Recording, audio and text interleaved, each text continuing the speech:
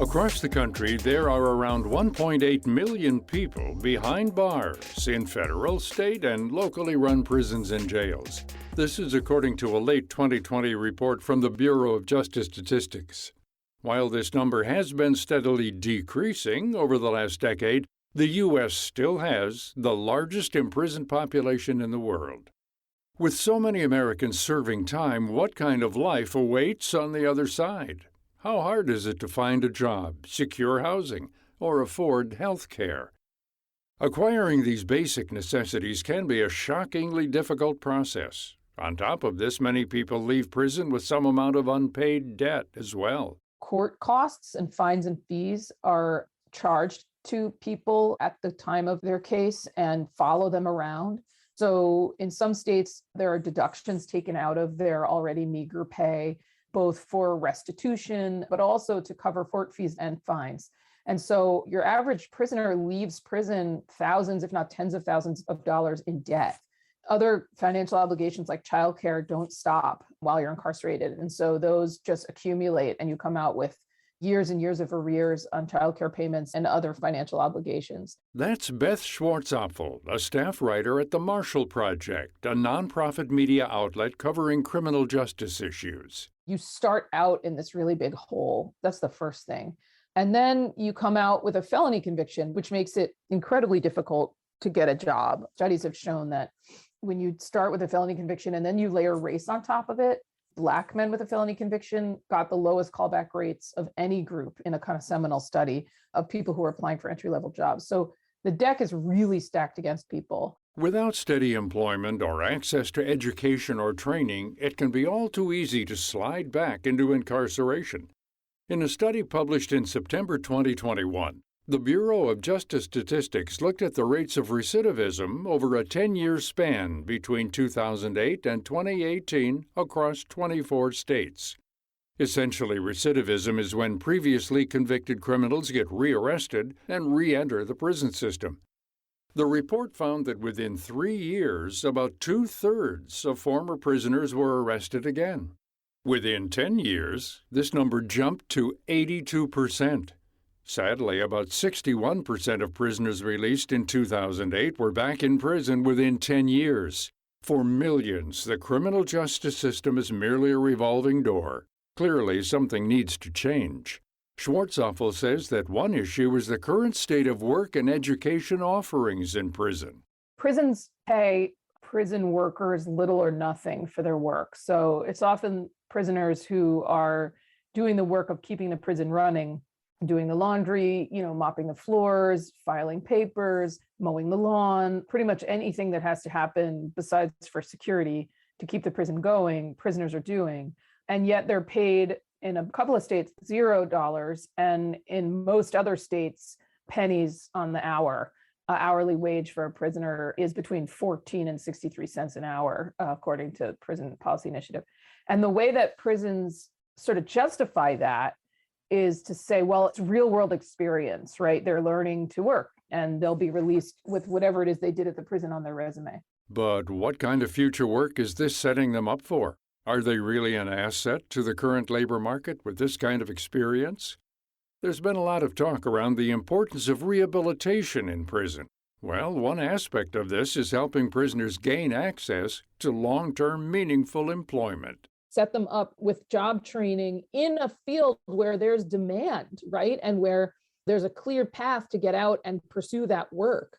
I think training people to work in factories, is all well and good. At least they're doing something productive. But man, that sets you up to get out and have nothing to do. Do you know any factories that are operating in your town? I don't. I don't live in the Midwest or the Rust Belt, but still, it makes a lot more sense to think through what industries need workers in my area and how can I use this as an apprenticeship or training program for a career that is realistic and is waiting and needing workers in my area. One advancement is the return of Pell Grants for prisoners, which are a form of federal need-based financial aid. Beginning July 1st, 2023, eligible students can access aid and earn a degree through college-in-prison programs.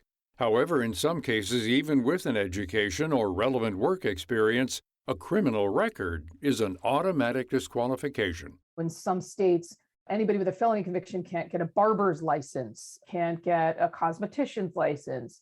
During the wildfire season, about how prisoners do a lot of the firefighting work in California. There's all these prison firefighting camps where prisoners do a lot of the work around fighting these wildfires. And yet there's a restriction against people with felony convictions working as firefighters. So here they're doing this extremely dangerous job that prepares them for a career that they are not allowed to have when they get out. Schwartzapfel says that one silver lining is that she sees a greater number of Americans becoming more aware of the harmful effects of mass incarceration. As a result, some in business are taking steps to hire from this population.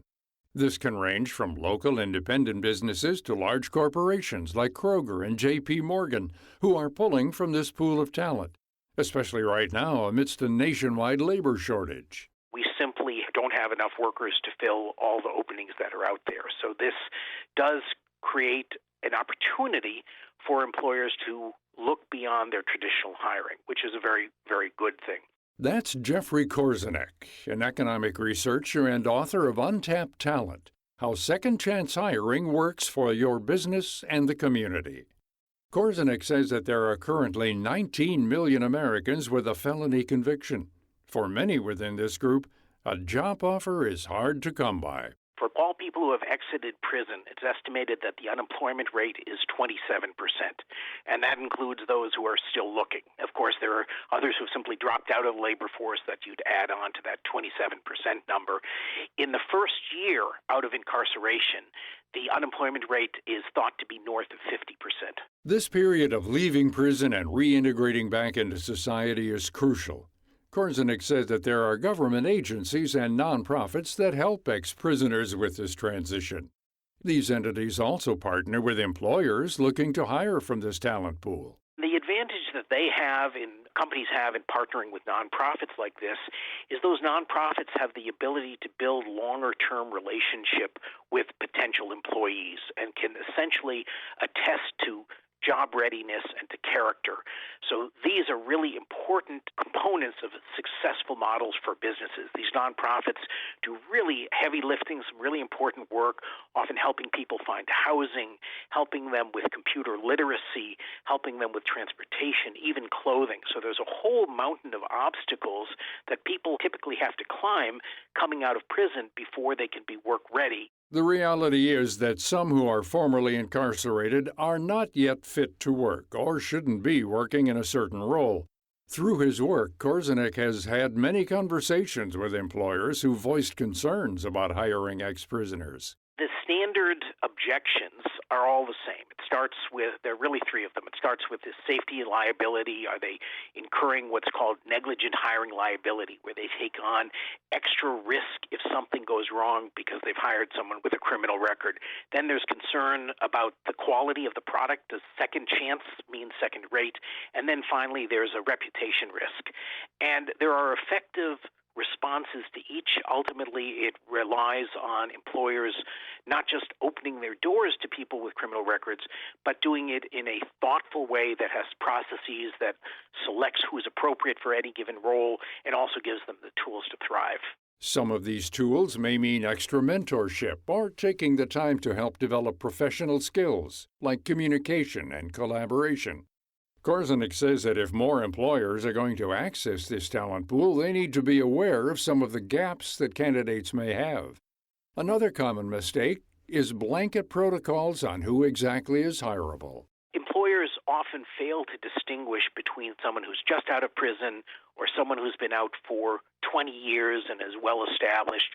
They tend to have blanket prohibitions on hiring people with criminal records, or even if they don't have actual prohibitions, will have a process that, in effect, excludes people with records from serious consideration. So someone who is 20 years out or 10 years out or even 5 years out, who's had stable employment, stable housing, stable transportation, that's really just another job candidate. Doesn't need any special consideration, yet all too often employers exclude them as well. Stable employment plays a big role in prisoner rehabilitation.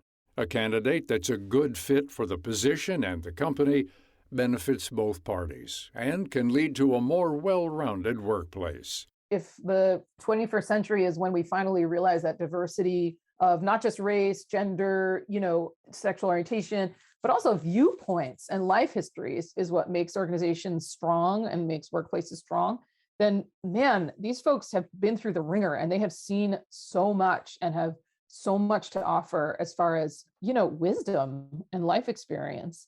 And I think more and more people are starting to recognize that. To find out more about this topic and our guests, Beth Schwartzoffel and Jeffrey Korzenek, visit viewpointsradio.org. You can learn about the Marshall Project by visiting themarshallproject.org.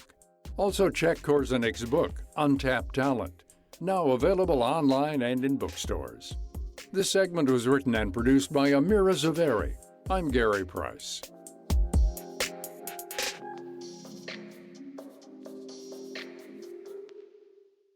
Coming up on Viewpoints. They aren't necessarily the flashy chef or the adorable farmer. These are people who are doing things like making pallets, packing food, driving trucks.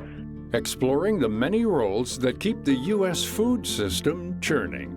Then, in most American cities, you're lucky to see a couple dozen stars on a good night. How light pollution obliterates the starry night. I'm Marty Peterson. And I'm Gary Price. These stories in depth on your public affairs magazine, Viewpoints.